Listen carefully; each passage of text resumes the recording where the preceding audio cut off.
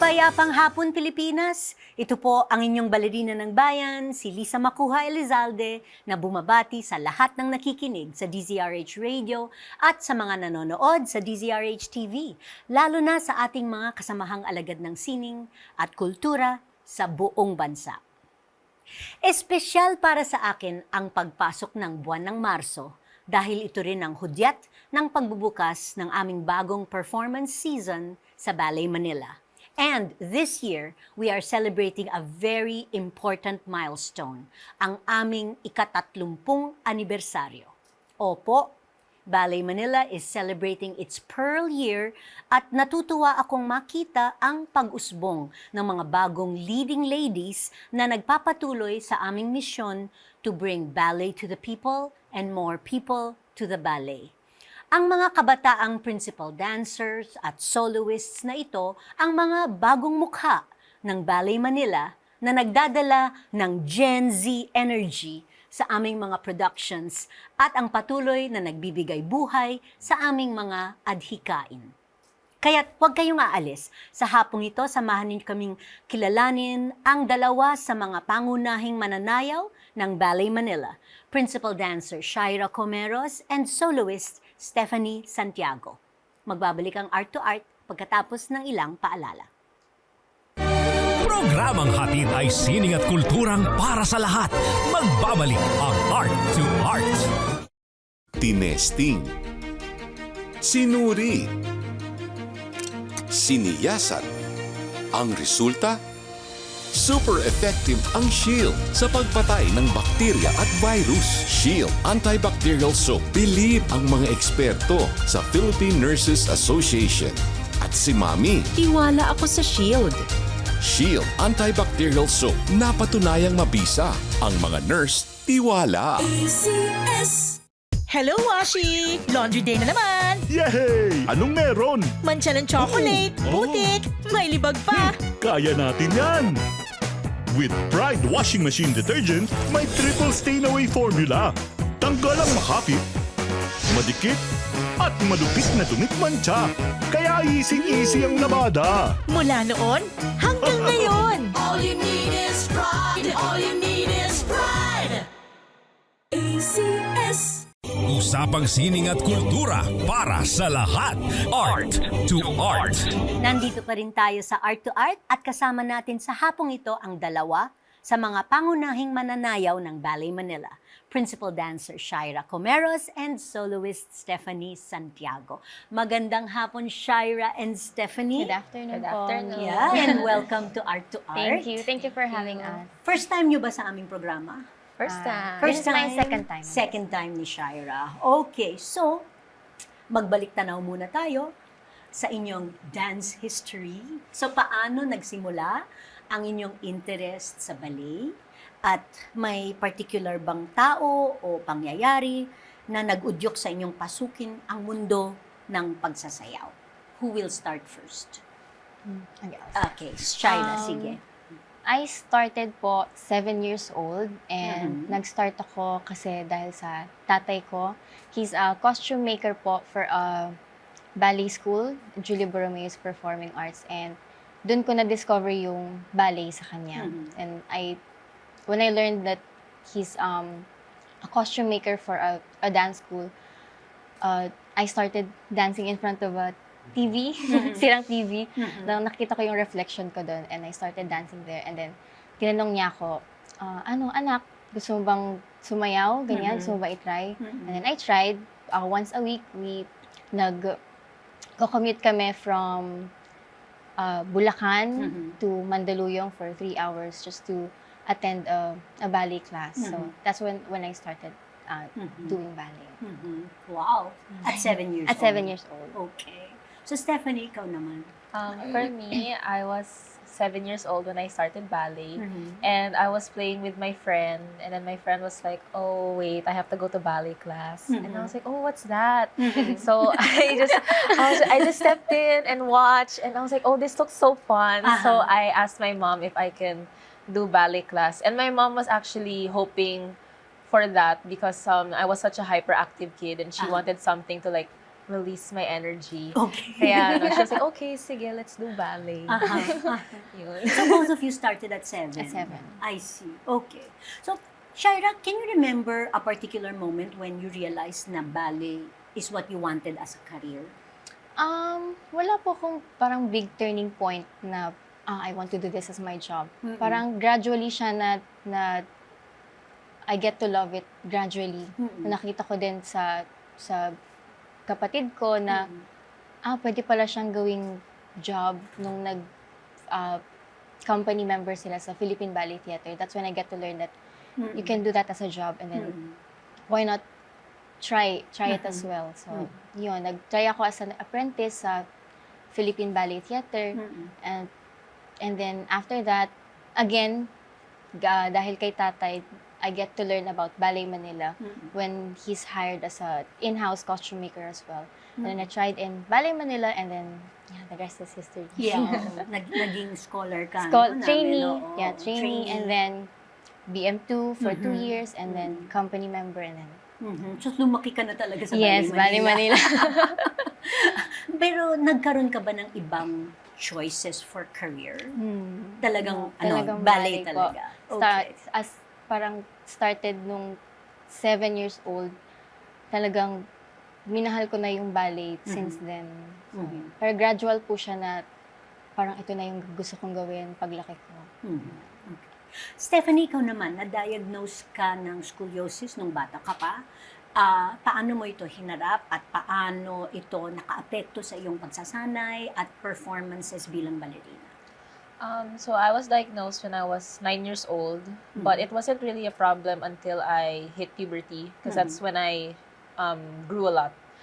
So usually when I noticed that I was having like lots of chronic back pain, that's when I got it checked, and then turns out na it was really bad to the point I have to get it done.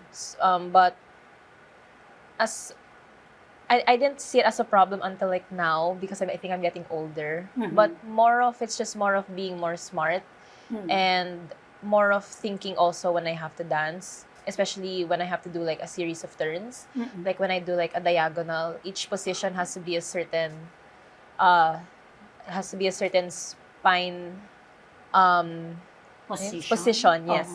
Okay. And being more smart when it comes to resting. I need to rest more than others. I need to be more smart, and also doing a lot of recovery and a lot of like things that will help me, which is exploring things that will work for me, because like scoliosis is very case-to-case basis, so not everything works for each person.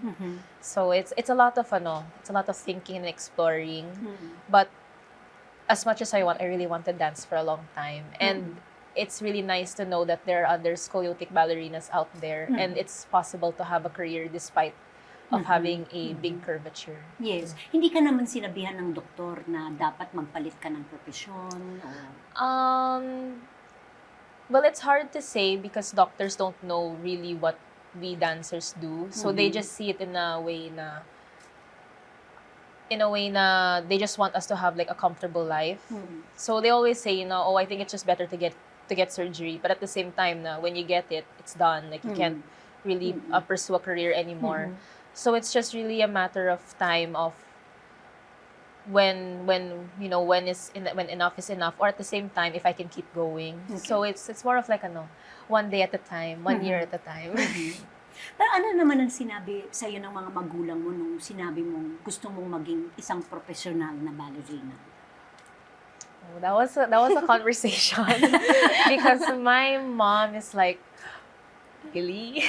Because I was the type of kid that I would jump from hobby to hobby, or I was like fixated on something for quite some time, and then I will jump to another thing. They were really shocked when I was like really like into ballet, and it really stuck for a really long time, like to the point na I did my own research, and I told my mom na, Mom, there's a show in CCP, let's watch. Ganyan. I always watch like all of the shows as much as I can. Kaya it was a conversation that I had, because knowing that it's in the arts, and growing up in a corporate family, it's a very different pathway, especially na when it comes to education. I had to go like the homeschool route.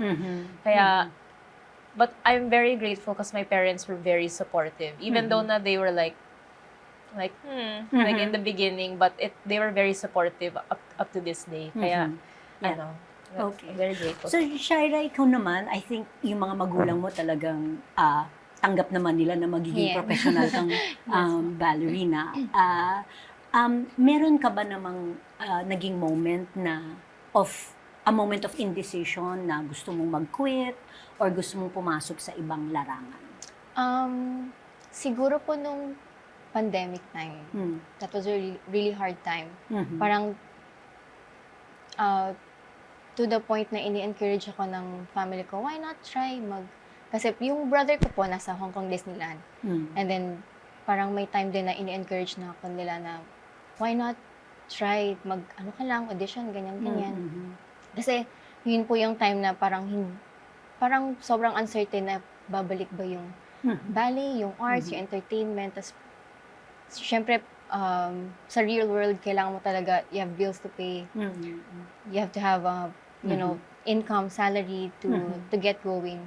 So dumating yung time na yun na in-encourage na ako, why not try? Pero And it's just, the pandemic finished, Yes, finished na. nagbukas ulit ang Ballet Manila, Yes, and we're you're here. now here. Yeah. Okay. So, alam ko, like, na-share na ito ng maraming mga ballet dancers na naging guest namin sa aming programa, pero let's talk about your daily routine and daily challenges rin in becoming a good ballerina. So ano yung mga bagay na you have to forgo or sacrifice compared to other ladies of your age? What kind of discipline is required to excel? What kind of routine do you have on a day-to-day basis? Who wants to go first? well, for me, siguro yung big sacrifice is not going to college. Parang after high school, I really decided I want to pursue professional dance career. So I had to give up my college, my college degree. So that's one thing You can always go back to college, you know. Yes, and after Oo naman. Yun din sinabi sa akin ng mga magulang ko. Sabi nila, college will always be there. Be there, Oo, yes. yeah, oo. Iba din yung discipline ng dancers compared to normal people. So we have to listen to our body. So kasi yung katawan natin yung ginagamit natin for our career. So you have to listen to your body. You have to do extra work for your recoveries. What you need to do after work. You need to do what you need to do inside the studio, outside the studio. So malaking discipline siya compared to normal people. Like what you eat, you have to watch what you eat. Kailangan kumpleto yung tulog mo, kumpleto yung recovery mo. If you need to do, like for Stephanie, she has to do extra recovery for her body. Yeah. Okay. So, I was going to ask that actually of Stephanie. Siyempre, yung scoliosis mo, kailangan mong talagang ingatan, no? So, ano yung mga kailangan mo pang gawin outside of the ballet studio? So, usually, after work, well, during the week, I go to my physical therapist twice a week now. And I also do gyrotonics twice a month. And if I can fit in other things that I've done before, like Pilates or sometimes ballet yoga, I would fit it in there. But mostly, physical therapy and gyrotonics is my main source of recovery. And having scoliosis is such a financial investment because these remedies are very expensive. So just trying to budget it, and also I'm very grateful to have supportive parents as well. So they help me as well. And resting as much as I can. Like after work, if I don't have physical therapy, I just stay indoors. I stay in bed as much as I can because I just really want to rest, because what we do in the studio is very physically demanding. And at the same for me it's 10 times more tiring because I have to keep up with everyone who has like a normal back. And after that I'm just like too tired or so I just try to rest. I try to watch what I eat as well, but not as strict because parang food is fuel. Food is fuel. And also taking care of the mental health is very important to me. So I also visit my my psychiatrist once a month, and just doing things that is very opposite from my work. So I like to read a lot to take my mind out of the world. Yeah. But Read in bed. Read in bed. Gawain ko din yun nung balikan na ako. Okay, marami pa po tayong pag-uusapan kasama ang mga ballet dancers na sina Shaira Comeros at Stephanie Santiago. Dito pa rin sa Art to Art, magbabalik po kami pagkatapos ng ilang paalala. Programang hatid ay sining at kulturang para sa lahat. Magbabalik ang Art to Art. Schedule ng mga inaabangang konsyerto. Update sa mga magagandang panoorin sa mga tanghalan at teatro. Narito na ang Art to Art Calendar. Narito ang ating arts calendar. Sa musika, ipapalabas ang Grounded, ang panibagong opera ng Tony Award-winning composer na si Janine Tesori mula sa Metropolitan Opera. Simula March 4, alas 6 ng gabi sa Ayala Mall's Glorieta 4, Makati City. Bahagi ng The Met Live in HD Season 10 ng Cultural Center of the Philippines, ito ay batay sa dula ng librettist na si George Brandt at nagtatampok sa mezzo-soprano na si Emily D'Angelo. Maaring magreserba ng ticket sa website na www.sureseats.com. Sa panitikan, inihahandog ng Metropolitan Museum of Manila ang children's books on Filipino artists, Bringing the Past to Life for Young Readers sa March 8, alas 2 hanggang alas 3:30 ng hapon sa second floor foyer ng museo. Tampok ng mga tagapagsalita sina Singaporean publisher Laura Pe at Filipino illustrator Romel Hoson. Ikikwento ni Pe ang kanyang karanasan bilang publisher ng The Woman Who Colored the World tungkol sa yumaong visual artist na si Pasita Abad. Ibabahagi naman ni Hoson ang kanyang illustration process at ang kahalagahan ng paglikha ng mga children's books batay sa historical facts at events. Para mag-register, bumisita sa Facebook page ng Metropolitan Museum of Manila. Sa teatro, inihahandog ng tanghalang Pilipino ang Kisap Mata mula March 7 hanggang March 30 sa tanghalang Ignacio Jimenez, CCP Complex, Pasay City. Batay sa crime report na The House on Zapote Street na sinulat ni National Artist for Literature Nick Joaquin at sa pelikula ni Mike De Leon na Kisap Mata, ang dula ay adaptation at nasa direksyon ni Guelan Varela Luarca, kasama ang tanghalang Filipino Actors Company. Tampok sina Jonathan Tadioan, Lorvin Nuevo Tadioan, Tony Goyadaw at Marco Viana sa paglalahad ng kwento ng aakalaing perpektong pamilya ngunit may tinatago palang mga lihim. Para sa ticket, bumisita sa website ng tickettome.net. Tinesting, sinuri, siniyasan. Ang resulta? Super effective ang Shield sa pagpatay ng bakterya at virus. Shield Antibacterial Soap. Believe ang mga eksperto sa Philippine Nurses Association. At si Mami. Tiwala ako sa Shield. Shield Antibacterial Soap. Napatunayang mabisa. Ang mga nurse, tiwala. Hello, Washi! Laundry day na naman! Yay! Anong meron? Mancha ng chocolate, putik, may libag pa! Kaya natin yan! With Pride Washing Machine Detergent, may triple stain-away formula.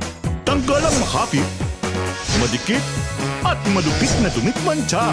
Kaya easy-easy ang labada. Mula noon hanggang ngayon! All you need is pride. All you need is pride.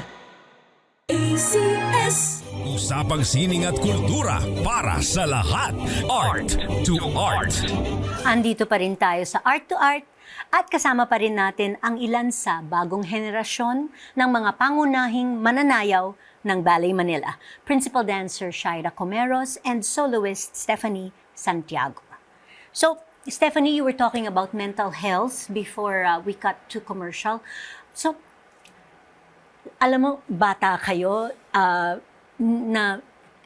you grew up with social media, no? So how active are you in social media?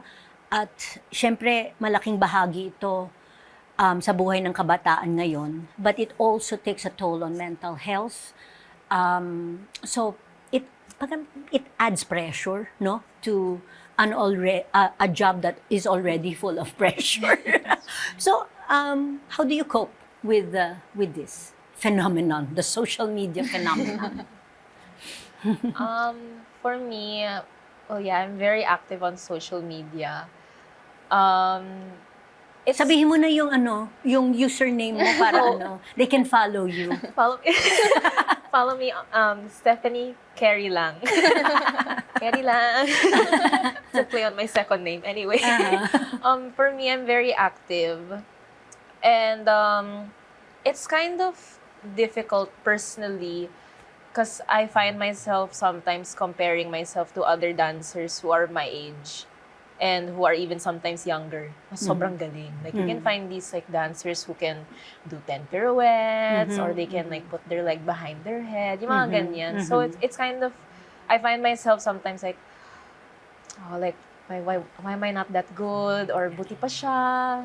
So, but at the same time, that's their path. My path is different, and maybe that's their purpose, and my purpose is different. So I try to like pull back myself to earth and say, na it's okay. This is like God created you this way, and that has a purpose. So usually, how I like try to stray away from that is just to just be more authentic on social media. I try not to like fake things. Because like I'm a believer of what you see is what you get. So like I'm very, very vocal about my back. I try not to hide it. So I'm very vocal about it. I'm vocal about how I like to rest and recover. I even have like a highlight na about my books. Na this is like what I love to do. Also I show like my dogs. I'm not like I'm very I even show my personality na parang kasi usually like ballerinas are very so, but I try to be like more down to earth because I feel like that's more of very authentic of me, and I like to show that part. And also it helps with my mental health as well, because it means na I'm not trying to be someone else. And as well as maybe there are dancers out there who are like me na scoliotic and curvy, and also at the same time na very just down to earth then, and they can be a ballerina as well. And also I also like like how you can control your audience on Instagram na though the people who I see are the people who inspire me and who bring me up. Kaya that's one thing that helps about social media mental health. Okay. So, Shaira, ikaw naman. Ako po, active din ako sa social media. Okay, what's your username? Follow me on Instagram. I'm Shaira Comeros. Okay. So, gaya nung sinabi ni Stephanie, sobrang dali na i-compare mo yung sarili mo sa ibang tao. Yun nga, especially yung iba, mas bata sa'yo pero mas magaling, kanyan. Sobrang dali na, bakit siya kaya niyang gawin yun, ako hindi. Pero I just try to think and say to myself, I have parang something to offer. Ganyan. Parang I'm here kasi nakitaan ako, parang I can do something. On social media, parang I also try to not share everything. Ganyan. Yung kung ano lang yung gusto kong i-share, ganyan. Happy moments, i-share ko sa social media. Pero as much as possible, I try to keep my personal life private. Marami man akong sineshare na like stories, post, pero hindi lahat yun yung nangyayari sa parang buong buhay ko. Yeah. Parang I always pick and choose kung ano lang yung gusto kong ipakita sa ibang tao. And it helps kasi parang being private also with my personal life, parang I get to be in control of my life. Ganyan. And then one thing that also helps is parang being present lang.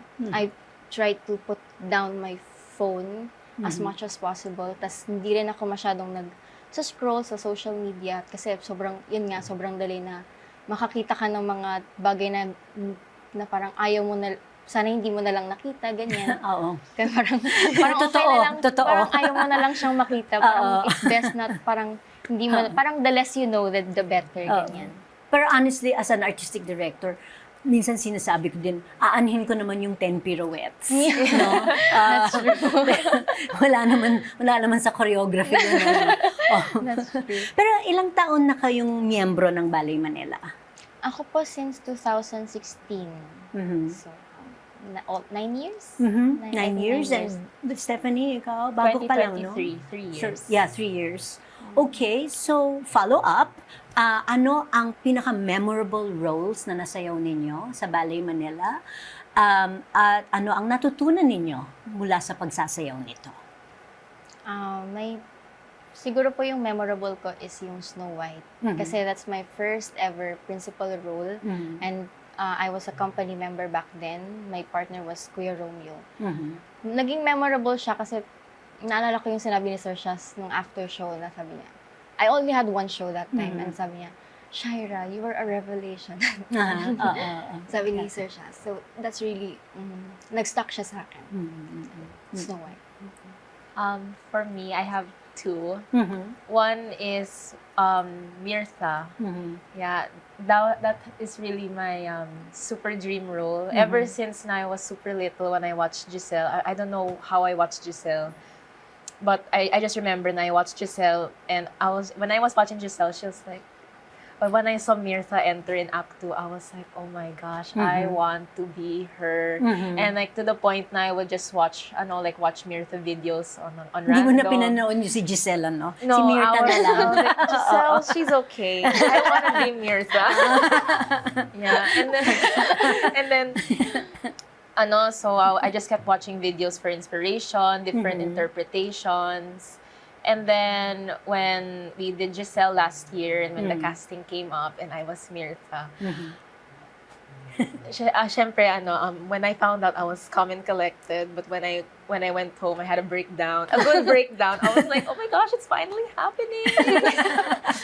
And then when I found out that I was dancing next to Renata, I had another breakdown. I was like, oh my gosh. And then, as in it was, I always had a joke to myself na, once I do Mirtha, I'm okay. Like, I'm done. But syempre, I was like, oh my gosh, it's very soon. Kaya I was like, okay. And then I really prepared for that role. When I first found out, I was like, okay, I have to prepare because I love to jump, and she jumps a lot. And I wanted to even jump as good as Renata. So I wanted to like really work hard. I actually got scared because prior to doing Mirtha, I strained my shoulder because of my back, and jumping is very heavy on the back. Taking off and landing is like a lot of back power. Kaya I thought I wasn't going to perform, but thankfully I healed right before opening night. And that was just it was a hard journey, but during the show it was such a moment where I had that kind of moment where I wasn't like at the aliw. I was actually at the grave. Parang like I really became her for like 3 days. No, 4 shows. 3 days, 4 shows. And then also it was very memorable because it was the same show na I got promoted to soloist. Oh my gosh. I went deaf for like 5 seconds. And then also it was such it's so memorable to me because never in my life I thought na I was going to be Mirtha so soon. So it's a role that really it's a very special place in my heart. Tapos the second one is Flerida of Florante at Laura. Because I've always wanted to originate something and to originate a character that I've loved since I was a kid was very special and also very my personality with Florida's very similar, very strong person and brave at the same time. And it's so memorable to the point I got tattoos. I got it on my body because very each moment of those each memory of those moments is not just because it's a highlight of my career, but also at the same time it was a highlight for me as a person because it was a struggling moment physically, and it's like a moment na I overcame a very hard part for my body, and it's also a reminder na I can do it because I did it already. Yeah, Stephanie, you talked about the moment you were promoted to soloist, no, after Mirtha, and of course, Shaira, you went through everything from trainee to BM2 to company member, soloist, and then principal dancer. So, how do you handle the pressure of a promotion? Siyempre, kasi with the promotion, added responsibilities, added expectations.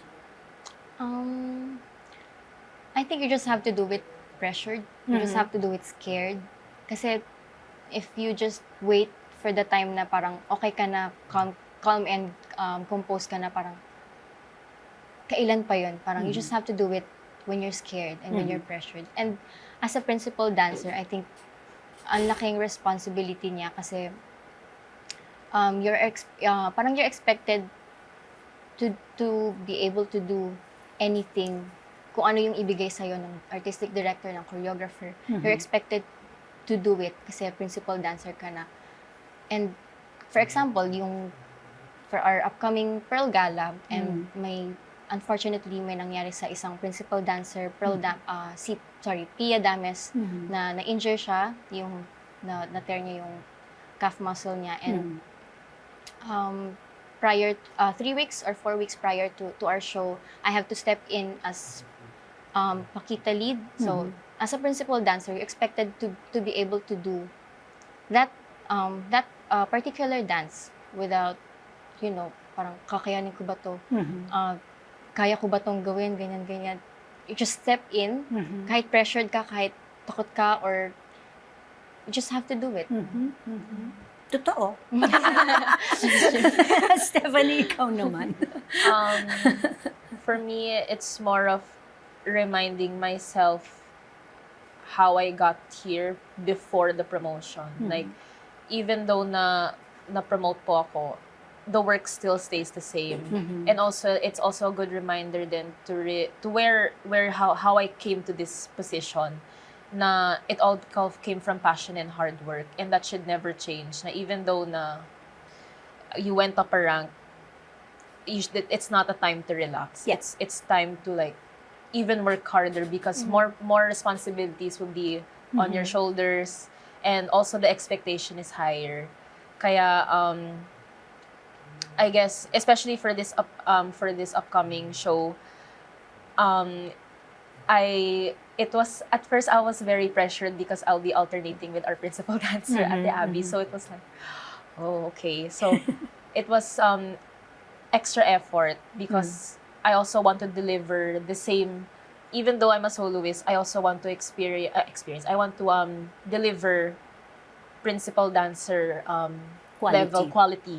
Yes, kaya the pressure is there, but it's a good kind of pressure. Okay. Yeah. So let's talk about the Pearl Gala para sa 30th anniversary ng Ballet Manila this year. Shaira, you already mentioned there's going to be Pakita, and Shaira will be dancing Pakita. Is it your first time to dance the Pakita lead? Yes, it's my first time. Okay, wow. Aabangan natin yan.